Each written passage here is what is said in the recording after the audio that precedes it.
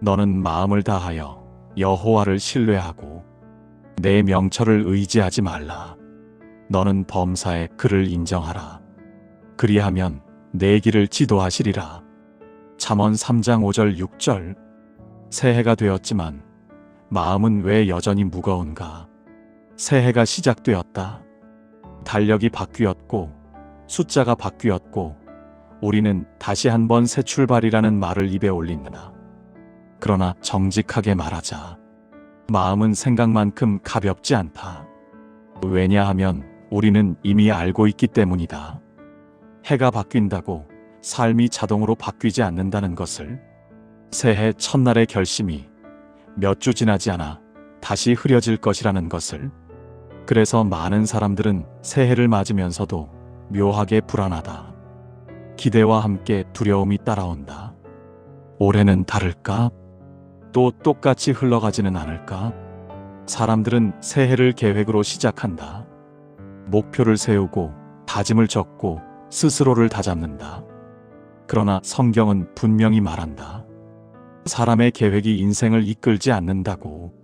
사람의 마음에는 많은 계획이 있어도 오직 여호와의 뜻만이 완전히 서리라. 잠언 19장 21절. 문제는 계획이 없는 것이 아니다. 문제는 하나님 없이 세운 계획이다. 새해가 무거운 이유는 우리가 여전히 내가 이끌어야 할 한 해라고 생각하기 때문이다. 그래서 마음이 지친다. 그래서 시작부터 부담이 된다. 그러나 하나님은 새해를 그렇게 보지 않으신다. 하나님께 새해는 내가 더 잘해야 하는 시간이 아니라 내가 너를 인도하기 시작하는 시간이다. 이스라엘 백성은 광야를 스스로 선택하지 않았다. 그러나 하나님은 그들의 앞서 가시며 길을 여셨다. 여호와께서 그들 앞에서 가시며 낮에는 구름 기둥으로 길을 인도하시고 밤에는 불 기둥을 비추사 주야로 진행하게 하시니.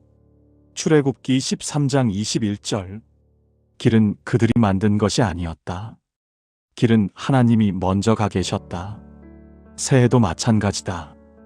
우리는 이 해를 처음 걷는 것 같지만 하나님은 이미 이 해의 끝까지 가보신 분이다. 그래서 하나님은 말씀하신다. 내 명철을 의지하지 말라. 내가 내 길을 지도하겠다. 새해의 시작은 다짐이 아니다. 새해의 시작은 의탁이다.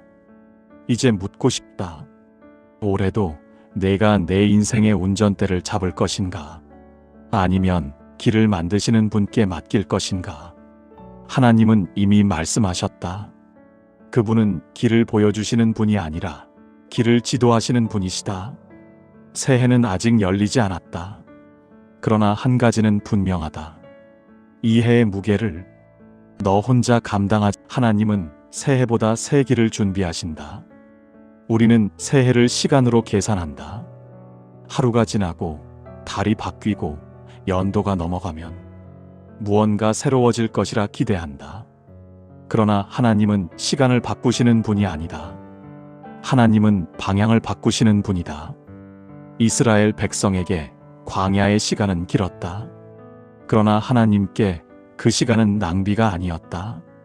그분은 그들을 헤매게 하신 적이 없다. 단지 우리가 보기에 길이 보이지 않았을 뿐이다. 광야에는 표지판이 없다. 앞으로 가야 할지 멈춰야 할지 인간의 감각으로는 판단할 수 없다. 그래서 하나님은 말씀하신다. 너는 내 명철을 의지하지 말라. 이스라엘이 광야를 건널 수 있었던 이유는 길을 잘 알아서가 아니었다. 그들은 단 하나만 보았다. 하나님이 어디로 움직이시는가? 여호와께서 그들 앞에서 가시며 낮에는 구름 기둥으로 길을 인도하시고 밤에는 불 기둥으로 비추사 주야로 진행하게 하시니. 출애굽기 13장 21절. 구름 기둥은 목적지를 설명하지 않았다. 불 기둥은 전체 지도를 보여주지 않았다. 다만 오늘 가야 할 방향만 알려주었다. 하나님은 종종 우리에게 1년치를 보여주지 않으신다. 한 달도 한 주도 아닌 오늘 한 걸음만을 보여주신다. 왜냐하면 하나님은 결과보다 동행을 원하시기 때문이다. 새해를 시작하며 사람들은 이렇게 묻는다. 올해는 어떻게 될까요? 그러나 하나님은 이렇게 묻고 계신다. 올해도 나를 따라오겠느냐? 광야에서 길을 잃는 순간은 구름 기둥이 사라질 때가 아니다. 사람들이 구름보다 앞서 가려고 할 때다. 하나님의 인도는 늘 한 박자 느려 보인다. 그래서 우리는 답답해한다. 그러나 그 느림은 우리를 살리기 위한 속도다. 너희 생각은 내 생각과 다르며 너희 길은 내 길과 다르다. 이사야 55장 8절. 새해에 하나님이 가장 먼저 하시는 일은 일정을 채우는 것이 아니다. 우리의 방향을 정렬하는 것이다. 하나님은 묻지 않으신다. 올해 무엇을 이룰 거냐? 그분은 이렇게 물으신다. 올해 누구와 걸을 거냐? 광야는 여전히 불편하다. 그러나 하나님의 임재가 있는 광야는 결코 길 잃은 곳이 아니다. 오히려 가장 정확한 길 위에 서 있는 자리다. 새해가 시작되었다. 아직 모든 것이 분명하지 않아도 괜찮다. 앞이 안 보여도 괜찮다. 구름이 움직이면 움직이고 멈추면 멈추면 된다. 여호와께서 너의 앞서 가시며 너와 함께 하시고 결코 너를 떠나지 아니하시리라. 신명기 31장 8절. 새해의 안전은 계획의 완성도에 있지 않다. 하나님이 앞서가고 계신가? 그 한 가지에 달려 있다. 하나님은 이미 너의 다음 길을 알고 계신다. 사람은 새로운 시작 앞에서 늘 멈칫한다. 앞이 보이지 않기 때문이다. 지금 서 있는 자리는 익숙하지만 앞으로 가야 할 곳은 낯설다. 그래서 우리는 묻는다. 이 길이 맞을까? 끝에 가면 무엇이 있을까? 그러나 성경은 질문의 방향을 바꾼다. 그 길에 누가 먼저 가고 있는가? 우리는 아직 첫걸음을 떼지 못했지만 하나님은 이미 그 길 위에 서 계신다. 우리는 지금을 처음 통과하지만 하나님은 그 다음까지 이미 지나오신 분이다. 여호와는 내 앞서 행하시며 너와 함께 하시고 결코 너를 떠나지 아니하시리라. 신명기 31장 8절. 앞서 행하신다는 말은 그저 함께 가주겠다는 약속이 아니다. 이 말은 이미 확인하고 오셨다는 뜻이다. 넘어질 곳이 어디인지, 멈춰 서야 할 지점이 어디인지, 돌아가야 할 길이 어디인지 이미 알고 계신 분이 앞에 계신다는 선언이다. 우리는 늘 이렇게 말한다. 앞이 보이지 않습니다. 그러나 하나님은 말씀하신다. 보이지 않아도 괜찮다. 나는 이미 거기에 있다. 하나님이 길을 아시는 이유는 미래를 예측해서가 아니다. 그분은 시간을 따라 움직이지 않으신다. 시작과 끝을 동시에 품으시는 분이다. 나는 알파와 오메가요. 처음과 마지막이라. 요한계시록 22장 13절. 그래서 새로운 시작은 용기를 짜내는 시간이 아니다. 계획을 완성하는 순간도 아니다. 새로운 시작은 이미 가 계신 분을 따라 한 걸음 내딛는 결단이다.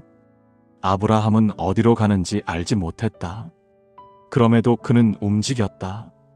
그를 움직이게 한 것은 확신이 아니라 신뢰였다. 믿음으로 아브라함은 부르심을 받았을 때 순종하여 갈 바를 알지 못하고 나아갔으며 히브리서 11장 8절.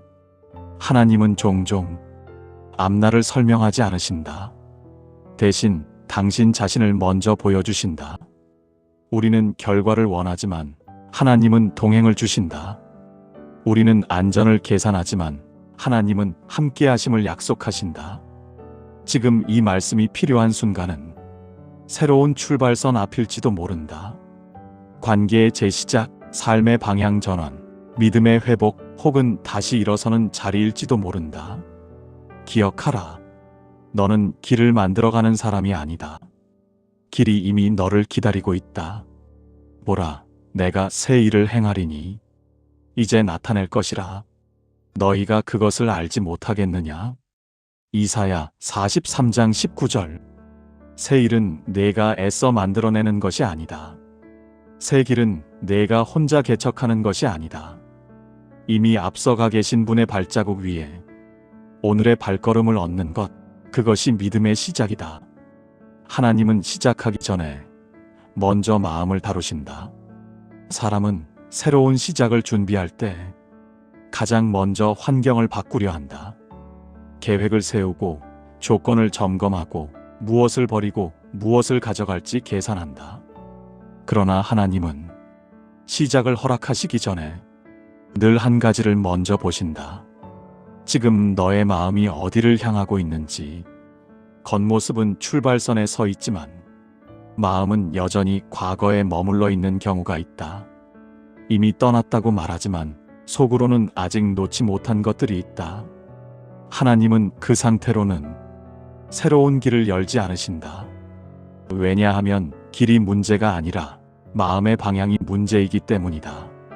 그래서 하나님은 시작보다 먼저 멈추게 하신다. 앞으로 가기 전에 안에 쌓인 것을 먼저 드러내신다. 새 영을 너희 속에 두고 새 마음을 너희에게 주되 너희 육신에서 굳은 마음을 제거하고 부드러운 마음을 줄 것이라.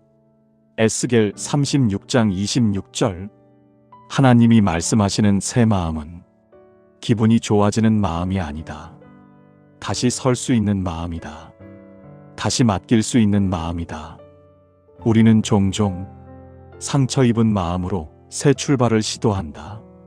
그래서 시작은 빨라도 끝은 늘 비슷해진다. 하나님은 반복을 원하지 않으신다. 그래서 시작을 늦추시더라도 마음을 먼저 다루신다. 광야에서 이스라엘은 단지 이동 훈련을 받은 것이 아니다. 그들은 의존하는 법을 배웠다. 하루치 만나만 허락하신 이유는 분명했다. 내일을 쌓아두지 말고 오늘 나를 신뢰하라는 뜻이었다. 내 하나님 여호와께서 이 40년 동안에 너로 광야의 길을 걷게 하신 것은 너를 낮추시며 너를 시험하사 내 마음이 어떠한지 알려 하심이라. 신명기 8장 2절. 하나님은 내 능력을 점검하신 적이 없다. 늘 내 마음을 보셨다. 새로운 시작 앞에서 하나님이 침묵하시는 것처럼 느껴진다면 그것은 거절이 아니다. 정리의 시간이다. 하나님은 묻고 계신다. 이제는 나를 신뢰하겠느냐? 이번에는 내 방식이 아니라 내 인도에 맡기겠느냐? 마음이 정렬되지 않으면 길은 열려도 오래 걷지 못한다. 그러나 마음이 바뀌면 길은 늦게 열려도 끝까지 간다. 새로운 시작은 환경이 바뀌는 순간이 아니라 마음의 중심이 바뀌는 순간에 시작된다. 하나님은 지금도 너를 몰아붙이지 않으신다. 다만 부드럽게 다루신다. 깨뜨리기 위해서가 아니라 다시 맡길 수 있게 하기 위해서. 하나님께서 상한 마음을 멸시하지 아니하시리이다. 시편 51편 17절. 그러니 서둘러 출발하지 말아라. 마음이 준비되면 길은 반드시 열린다. 하나님의 길은 늘 익숙하지 않다. 순종의 문턱. 하나님이 여시는 길은 언제나 편안해 보이지 않는다. 오히려 익숙한 길에서 한 발 벗어나게 하신다. 그래서 우리는 망설인다. 이미 알고 있는 방식이 있는데 굳이 낯선 방향을 택해야 할 이유가 있을까? 그러나 성경을 보면 하나님이 부르실 때마다 사람들은 늘 알던 자리를 떠나야 했다. 아브라함은 안정된 땅을 떠났고 모세는 왕궁을 등졌으며 제자들은 생계를 내려놓았다. 하나님의 부르심은 언제나 이해보다 앞선 결단을 요구했다. 좁은 문으로 들어가라. 멸망으로 인도하는 문은 크고 그 길이 넓어 그리로 들어가는 자가 많고 생명으로 인도하는 문은 좁고 길이 협착하여 찾는 이가 적음이라.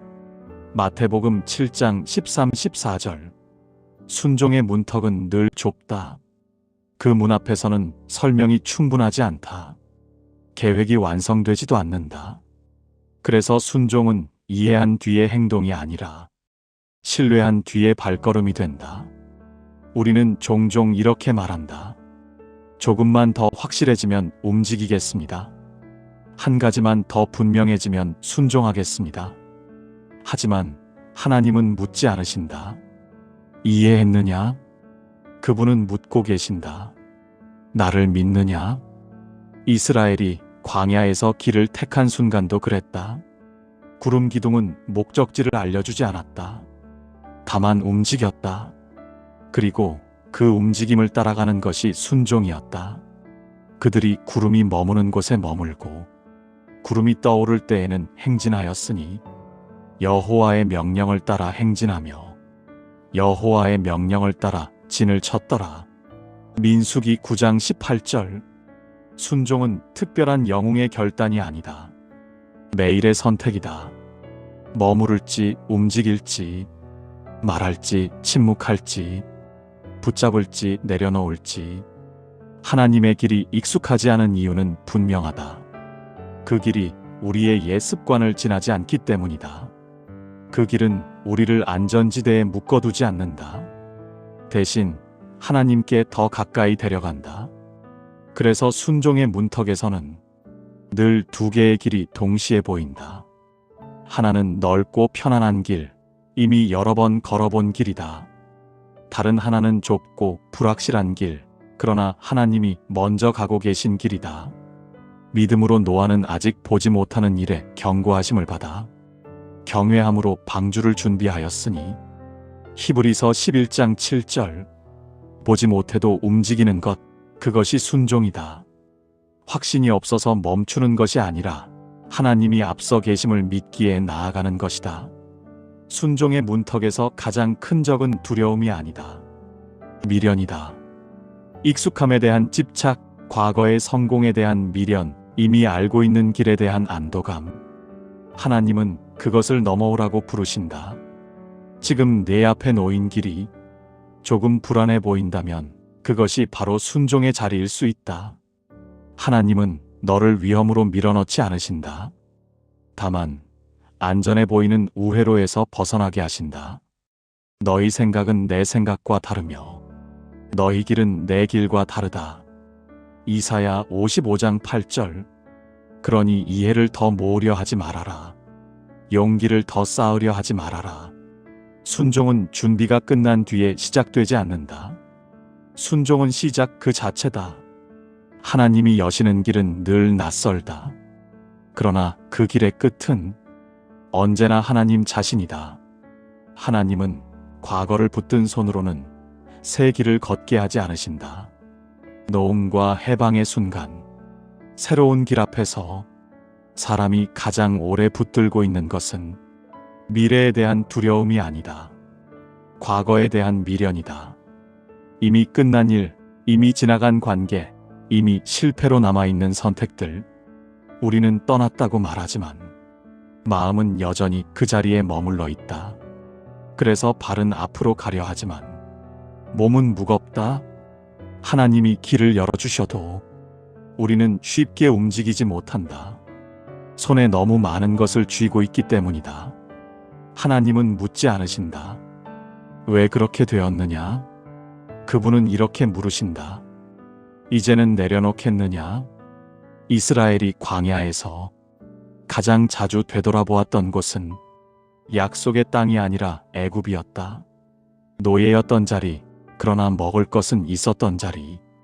자유는 없었지만 책임도 없었던 자리. 우리가 애굽에서 고기 가마 곁에 앉아 떡을 배불리 먹던 때를 기억하노라. 출애굽기 16장 3절. 하나님은 그 기억을 문제 삼지 않으셨다. 다만 그 기억에 머무르는 것을 경계하셨다. 왜냐하면 과거를 붙들면 현재의 은혜를 볼 수 없기 때문이다. 하나님이 새 일을 행하실 때 반드시 먼저 하시는 말씀이 있다. 이전 일을 기억하지 말며 옛날 일을 생각하지 말라. 이사야 43장 18절. 이 말씀은 과거를 지워버리라는 뜻이 아니다. 상처가 없었던 것처럼 살라는 말도 아니다. 이 말씀의 뜻은 분명하다. 과거가 더 이상 방향키를 잡지 않게 하라는 것이다. 붙잡고 있는 과거는 두 가지 모습으로 나타난다. 하나는 실패, 다른 하나는 성공이다. 실패는 우리를 움츠리게 하고 과거의 성공은 우리를 교만하게 만든다. 둘 다 새로운 순종을 방해한다. 그래서 하나님은 손을 비우게 하신다. 다시 의지하지 못하게 하신다. 다시 돌아갈 수 없게 하신다. 롯의 아내는 한 걸음은 앞으로 나아갔지만 마음은 뒤를 향하고 있었다. 그리고 그 시선이 그녀를 멈추게 했다. 롯의 아내를 기억하라. 누가복음 17장 32절. 하나님은 뒤돌아보는 시선을 엄하게 다루신다. 잔인해서가 아니다. 앞으로 가야 할 생명이 있기 때문이다. 새로운 시작은 무언가를 더 붙잡는 순간이 아니라 무언가를 내려놓는 순간에 비로소 시작된다. 지금도 하나님은 억지로 손을 펴게 하지 않으신다. 강제로 빼앗지 않으신다. 다만 조용히 기다리신다. 손이 열릴 때까지, 마음이 풀릴 때까지. 그러므로 우리가 모든 무거운 것과 얽매이기 쉬운 죄를 벗어버리고 인내로써 우리 앞에 당한 경주를 하며 히브리서 12장 1절. 과거를 벗어버리는 것은 망각이 아니다. 자유다. 하나님은 내가 아무것도 가진 채로 시작하지 않기를 원하신다. 다만 한 가지만 가지고 가기를 원하신다. 그분을 신뢰하는 마음. 손이 비워질 때 길은 더 분명해진다. 그리고 그때 비로소 새로운 시작은 현실이 된다. 이제 함께 걷는 삶. 결과가 아니라 동행으로 완성되는 시작. 사람은 시작을 말할 때 늘 결과를 떠올린다. 어디까지 갈 수 있을지, 무엇을 얻게 될지, 어떤 변화가 생길지 계산한다. 그러나 하나님이 말씀하시는 시작은 결과가 아니라 관계다. 얼마나 멀리 갔는지가 아니라 누구와 함께 걸었는가다. 그래서 하나님은 처음부터 끝을 약속하지 않으신다. 대신 끝까지 함께 하겠다고 약속하신다. 볼지어다 내가 세상 끝날까지 너희와 항상 함께 있으리라. 마태복음 28장 20절. 이 약속은 조건이 없다. 잘 가고 있을 때만이 아니라 길을 잃은 것처럼 느껴질 때도 유효하다. 하나님은 앞서 가실 뿐 아니라 곁에 머무르시는 분이다. 새로운 시작이 두려운 이유는 앞으로 무엇이 일어날지 몰라서가 아니다. 혼자 감당해야 할 것처럼 느껴지기 때문이다. 그러나 하나님과 함께 걷는 삶은 다르다. 문제가 사라지지 않아도, 방향이 분명하지 않아도 마음 한가운데는 이상하리만큼 흔들리지 않는다. 동행이 있기 때문이다. 에녹은 위대한 업적을 남긴 사람이 아니었다. 그러나 성경은 그를 이렇게 기억한다. 에녹이 하나님과 동행하더니 하나님이 그를 데려가심으로 세상에 있지 아니하였더라. 창세기 5장 24절. 에녹의 삶을 특별하게 만든 것은 성과가 아니라 동행이었다. 하루하루를 하나님과 함께 걸었다는 사실, 그것이 그의 인생을 설명하는 전부였다. 동행의 삶은 늘 특별한 체험으로 채워지지 않는다. 대부분은 평범하다. 반복되는 하루, 조용한 선택, 눈에 띄지 않는 순종. 그러나 하나님은 그 평범함 속에 계신다.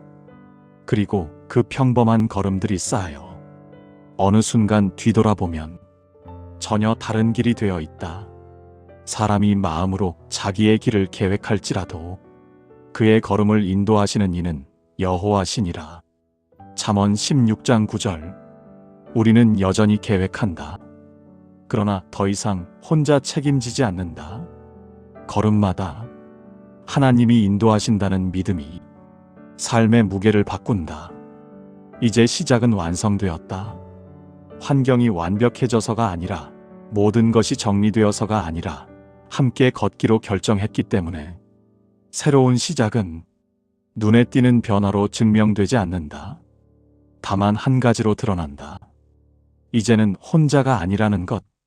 하나님은 지금도 내 옆에서 같은 속도로 걸으신다. 앞서 가실 때도 있지만 내가 숨을 고를 때는 함께 멈추신다. 그러니 서두르지 말아라. 비교하지 말아라. 이 길은 속도의 문제가 아니다. 동행의 문제다. 여호와는 나의 목자시니 내가 부족함이 없으리로다. 시편 23편 1절. 이 고백으로 새로운 시작은 마침내 삶이 된다. 이제 너는 알게 되었을 것이다. 새로운 시작은 무언가를 더 가지는 일이 아니라 누구와 함께 걷느냐의 문제라는 것을. 나는 너를 완벽해진 뒤에 부르지 않았다. 정리가 끝난 다음에 초대하지도 않았다. 두려움이 남아있는 지금, 망설임이 아직 사라지지 않은 지금, 바로 이 자리에서 너를 불렀다. 너는 길을 다 알 필요가 없다. 앞이 다 보이지 않아도 괜찮다. 나는 이미 그 길 위에 서 있고 이미 너를 기다리고 있다. 넘어질 때가 있을 것이다. 멈춰 서는 날도 있을 것이다. 그러나 기억하여라. 나는 너보다 한 발 앞에만 있지 않다. 너의 곁에 있다. 그러니 더 이상 혼자 시작하려 하지 말아라. 혼자 감당하려 하지 말아라. 이제 나와 함께 가자. 속도를 맞추고 걸음을 나누고 침묵 속에서도 서로를 놓치지 않는 길로. 내가 너를 부른 것은 성과를 위해서가 아니다. 동행을 위해서다. 오늘 다시 시작해도 좋다. 이번에는 혼자가 아니니까. 이 말씀이 오늘 당신의 하루의 작은 위로가 되었다면 구독과 좋아요로 이 여정에 함께 해주세요.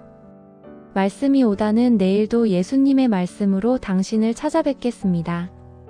예수님의 말씀으로 당신을 기다리고 있겠습니다. 감사합니다.